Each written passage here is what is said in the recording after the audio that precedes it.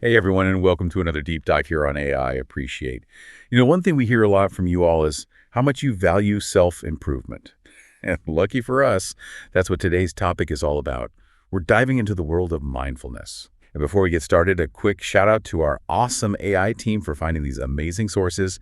Speaking of which, if you're loving these AI-powered deep dives, don't forget to check out the other AI-generated podcasts we've got lined up in our latest AI podcast playlist.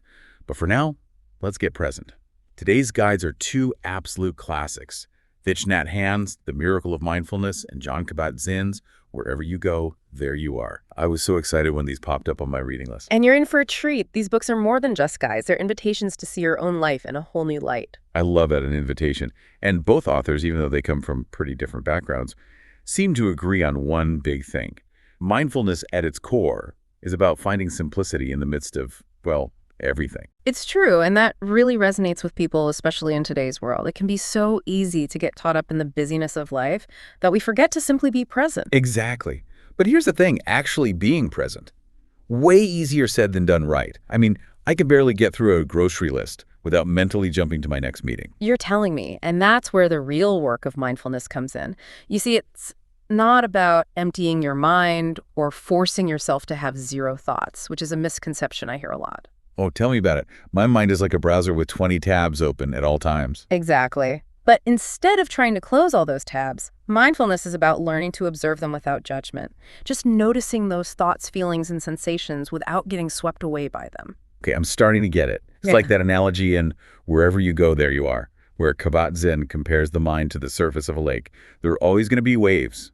Those are our thoughts, right? And mindfulness isn't about somehow making the lake perfectly still. It's about observing those waves, those thoughts, without letting them capsize our whole boat. That's a great way to put it. And Thich Nhat Hanh has this wonderfully simple story in The Miracle of Mindfulness that really drives this point home. He was in the kitchen with a friend, frantically searching for a spoon. When his friend asked what he was looking for, he exclaimed, "The spoon." His friend smiled and wisely replied, "No, they're looking for you." Whoa. That's really something else, isn't it? It really is. It's like we're so busy searching for things outside ourselves, looking for that spoon, when really what we should be looking for is a way back to ourselves, to who we are when we let go of all that searching and stressing. You got it. And I think that's something a lot of our AI Appreciate viewers can relate to, right? This desire to use technology and knowledge and, even AI to kind of come back to themselves, to improve themselves. Absolutely. And the interesting thing is that both of these authors, even though they come from very different backgrounds, they both offer some very practical techniques for cultivating that presence. See, that's what I love about these deep dives. It's not all just, theory and concepts. We get into the nitty-gritty of, okay, but how do I actually do this mindfulness thing? So what are some of the techniques that jumped out at you? Well, for starters, Thich Nhat Hanh believes you can find mindfulness in the most ordinary activities. Like he has a whole section on washing dishes. Really? Yeah. Washing dishes. I don't know about that one. Right. But that's exactly his point. It's not about what you're doing, but how you're doing it. It's about bringing your full attention, your full awareness to even the most mundane tasks.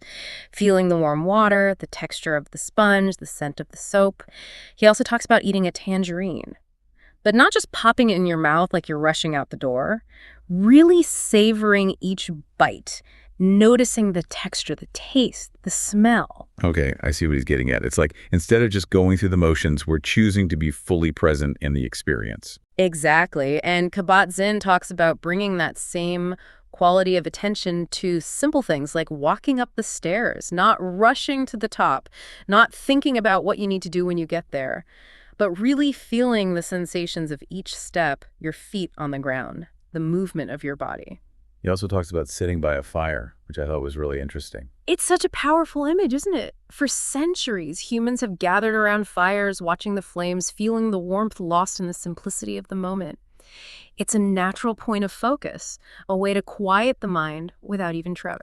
And speaking of quieting the mind in Wherever You Go, There You Are, Kabat-Zinn talks about walking meditation, which I always found a little tricky. It takes practice for sure, but essentially it's about slowing down your walking way down. And as you walk, paying attention to each step, noticing the sensations of your body moving through space. And it's interesting, isn't it, how both authors, even though they have different styles and backgrounds, they both keep coming back to this idea of paying attention to the physical sensations of everyday life. It's so important. Our bodies are these amazing tools for mindfulness. They really are. But we so often forget to actually inhabit them fully. We do. And that's something I think a lot of people in our modern world are craving. For sure. That sense of embodiment, that connection to the physical. It's a huge part of what makes mindfulness so powerful. Yeah, and it makes me think about that story Kabat-Zinn tells about the water of life. It's been a while since I read it.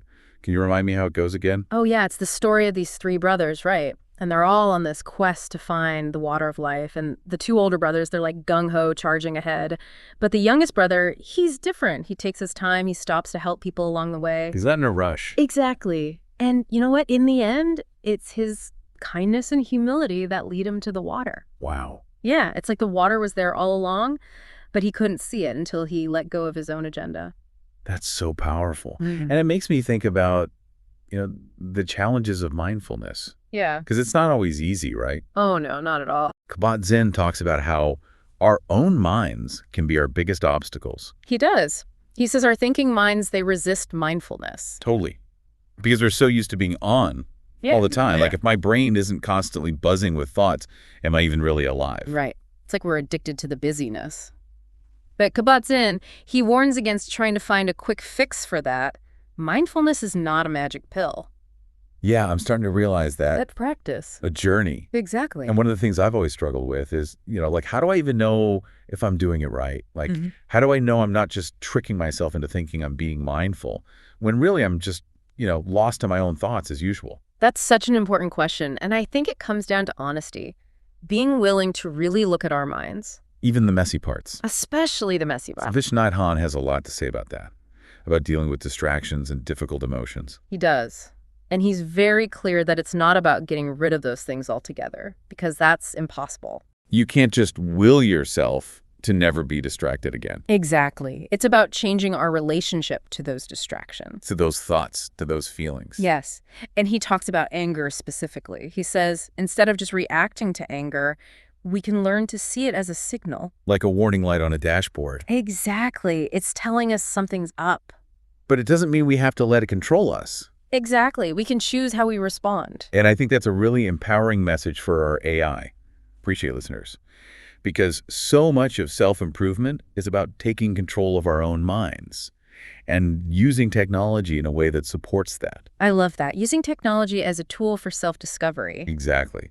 Not as a way to escape from ourselves. I think that's a great place to leave it. I do too. So if you're listening and you're feeling inspired to explore mindfulness, to connect with yourself in a deeper way, remember that question Kabat-Zinn asks. If your life were a book, what would you entitle the chapter you are in right now? Take some time to really think about that. And let us know your chapter title in the comments. Until next time, be present, be curious, and keep appreciating the power of AI